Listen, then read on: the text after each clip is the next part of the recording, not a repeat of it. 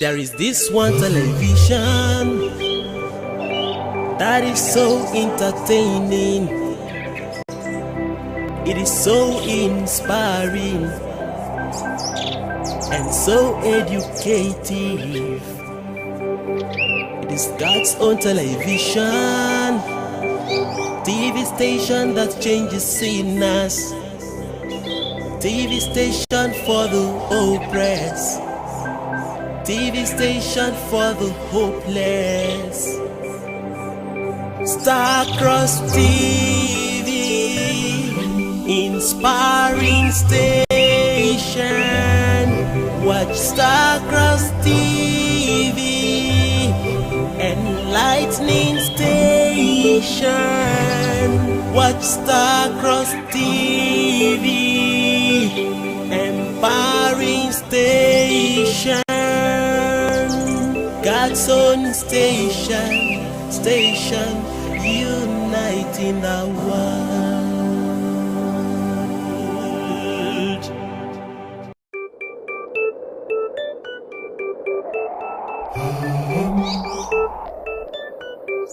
There is this one television that is so entertaining.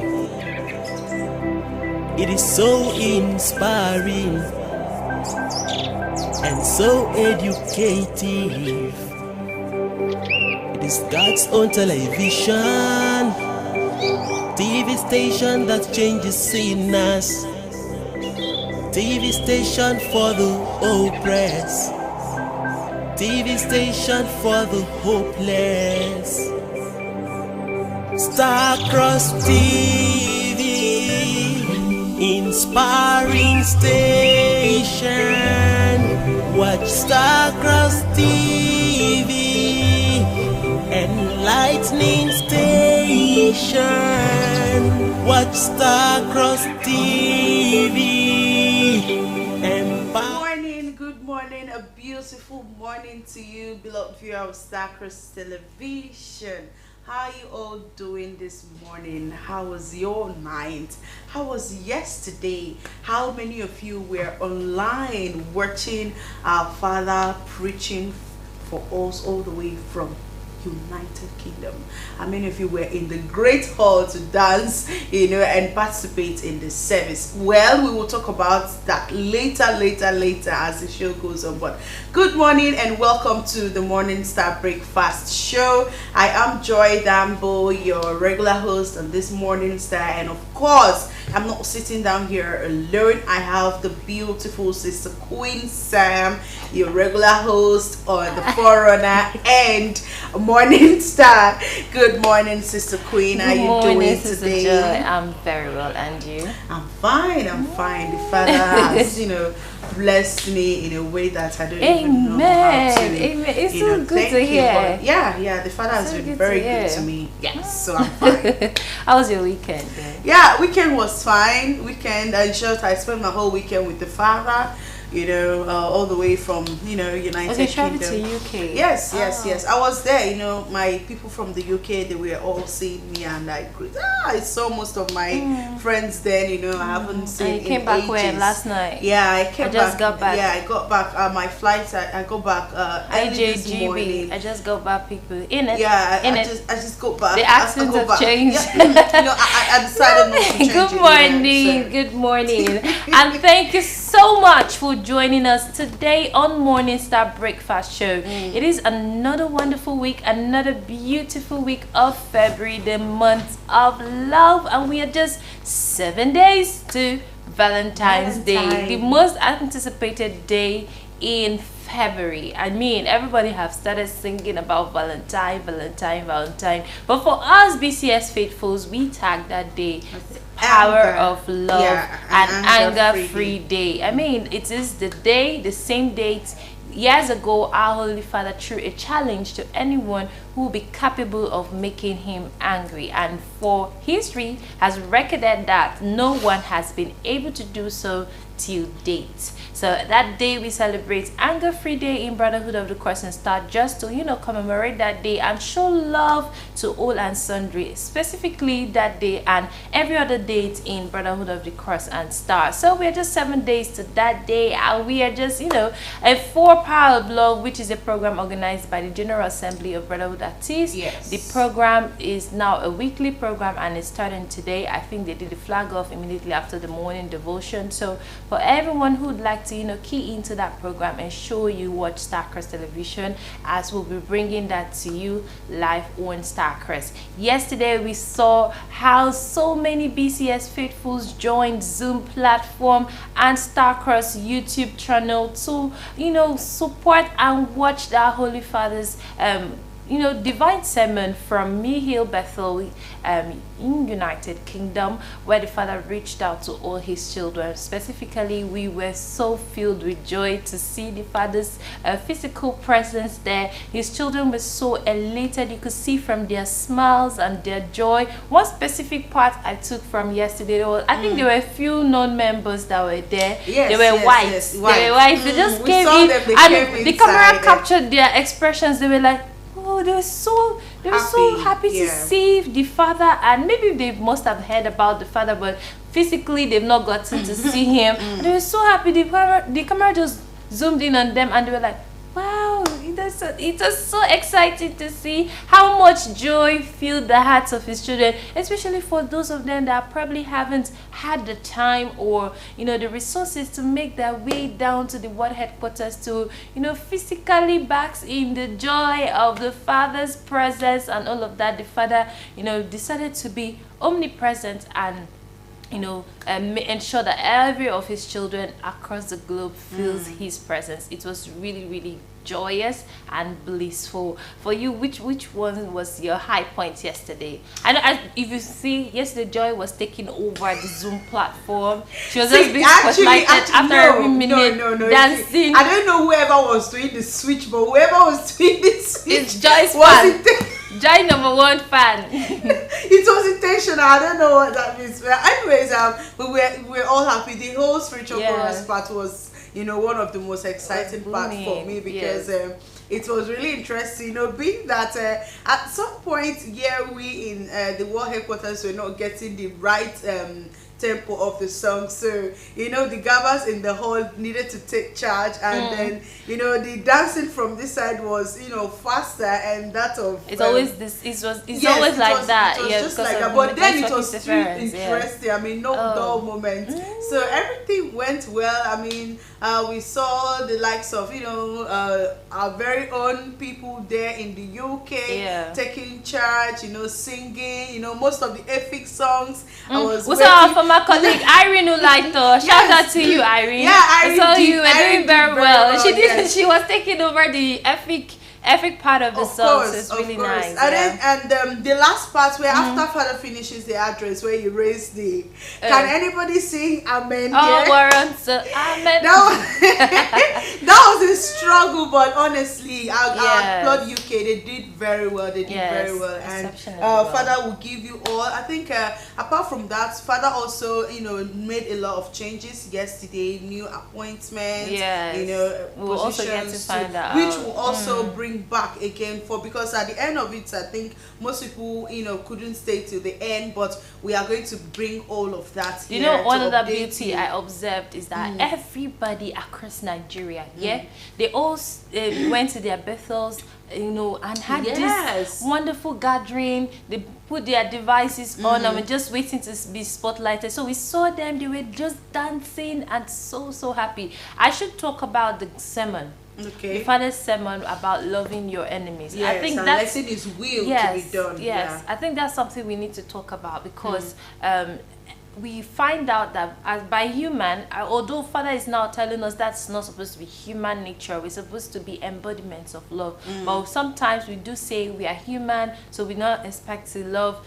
People pray about their enemies. Yes. You find out that a lot of people do a lot of things to fight their enemies. I think the Father has come with a new sermon that we shouldn't pray against or for the bad or the downfall of our enemies. Rather, we yes. should pray for them, to stay alive. I think there's one prayer I personally pray. I always pray, oh Father, please let my enemies stay alive. They should stay and see your glory in my life. You know, they shouldn't die, your go. Please let them stay with their koro eyes. You know what koro means? Pigeon, and I just stay and see. So, what's your take on that sermon, loving your enemies? Yes. Actually, you see, I think there was a day I made mention of something. You know, Father actually knows. Sometimes we feel that doing this is actually the right thing, but at the end of the day, we will find out that we're fighting against God's will. Father also brought an illustration where somebody was supposed to die, but other things came up that he was supposed to avoid or didn't do anything about, you get. And then he was trying to prevent those things from happening. Then when the death finally came, he was like, what will I do? So the man said, you were taking care of all the problems that were coming before, so why ask without asking me now? Why asking me what will you do about your life? And that's how the man died. Now at the end of the day, the father said, what if these things that he was preventing from happening were supposed to be the things that would have preserved his life?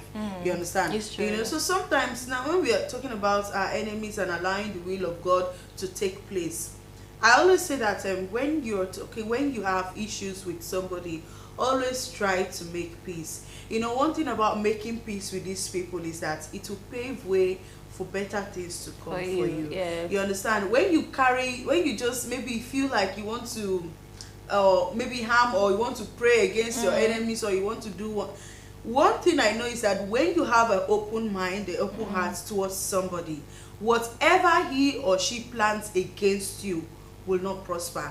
That's why I believe if you have an open mind with your enemy, you don't plan anything evil against them. You just allow God to be fighting your battle. Yes, when exactly. you see them, I'm telling you, when you see them, you just, because sometimes we may know our enemies, and of course even Father used to say in his prayers that he or she who says they have no enemy, he's a fool. You understand? So we all have enemies, seen and unseen. The ones that we know, sometimes you can be suspecting that this person is your sometimes you enemy. might not even do anything to someone, just the way you dress. Just the way you dress, you can. This one likes to dress like this. Just the way you smile. Joy's smile alone. To so many, it's giving them joy, or some people it's giving them bad vibes.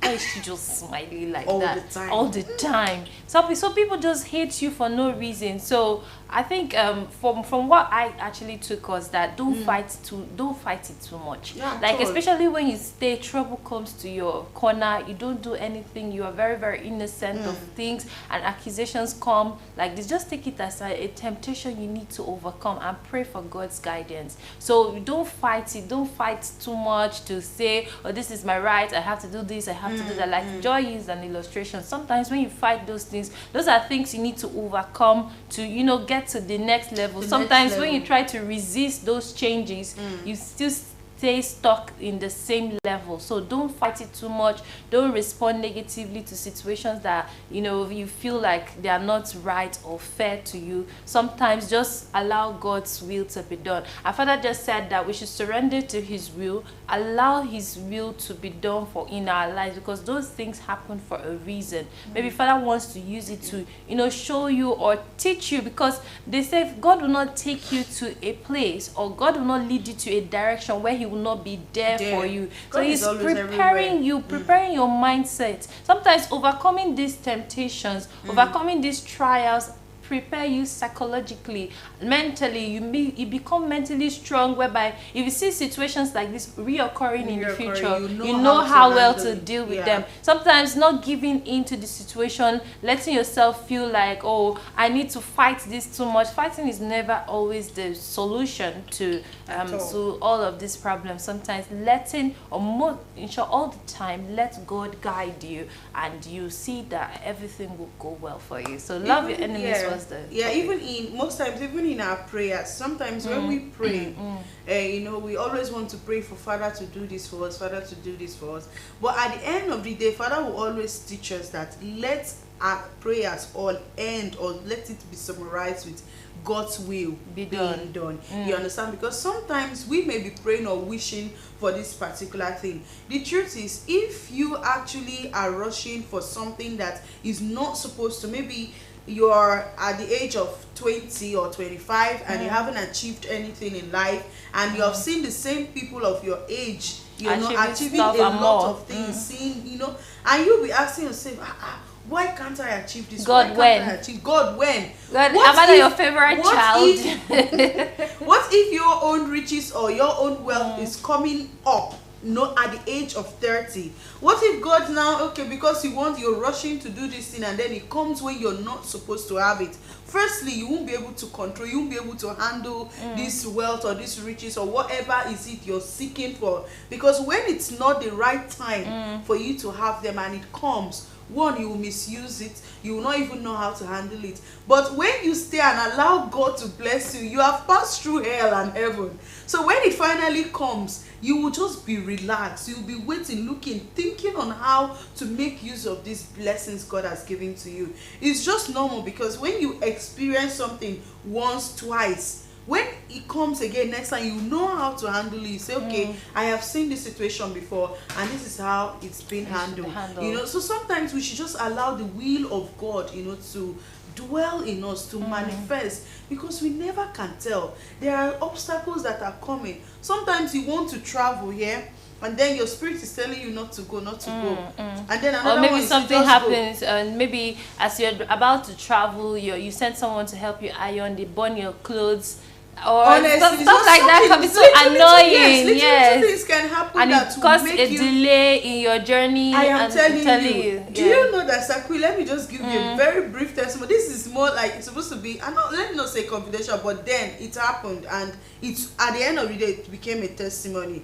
I think that was 2020. I lost my stepfather, you understand, and then I was supposed to go for the burial, and then when I met the father, I said, Father, please, I want to go home for my dad's burial, and he's late, and there's somebody that's been taking care of me, So father was like, Daddy didn't say anything, no.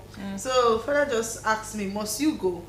So now me, as a human being that I am now, I don't understand what, one thing is that when father is very certain about something, or he wants you to do that thing, he does not need to ask you, are you sure about this thing? For if father to ask you first, are you sure? And then you answering, yes, you're sure. Now, God who knows everything, God who sees before you, God that is always ahead, asking you. So, normal person with a common sense is supposed to see that, for father to say, ask me if I am sure. That means he had already seen. One thing I really learned so much about father is that he does not discourage you of anything. Even if maybe you feel, once you bring any idea to him, he will always want to listen. He will always want you to have the experience. You understand? Father encourages everything. So I went and I was like, father said, are you sure you want to go for it? I said, okay. Father asked me, must you go for this? I said, yes. See me now, I didn't know, so he said, okay, no problem. And that was it. So I entered, and then the next day I prepared my things and I wanted to go, normally, before you go, father will say all is well, or, go with the father. But I never got any of those. And then the day I was packing my things, I was, should I really go for this burial, or I should leave it? Let me go now. Father said, okay, no problem. So I parked, and then when I entered the bus, I was on my way going. My mind was telling me, Joy, this journey you're going to, Father did not approve it though. Another mind was like, you have already entered now. Just go, don't worry, go. I stayed though. We went to, I think we got to Odukpani or so. Before we even cross, we're heading to cross to preach also. That's Odukpani, that's roundabout where you turn, this side will lead to Ugabe and all of that. Immediately we turn. My spirit that was telling me don't go was now stronger than the one that was pushing me to go. And I told the driver, stop. He said, Madam, what's happened? I said, driver, stop. He said, what is it? And I said, stop, I don't want to go again. Honestly speaking, I just came down. Mood. He said, Madam, we are not refunding your money. I said, no problem. I just came down, I took my bag, and I entered the next car that was going to Calabar. If you see how relieved I felt. When I got to the house, I just sat down and said, hey.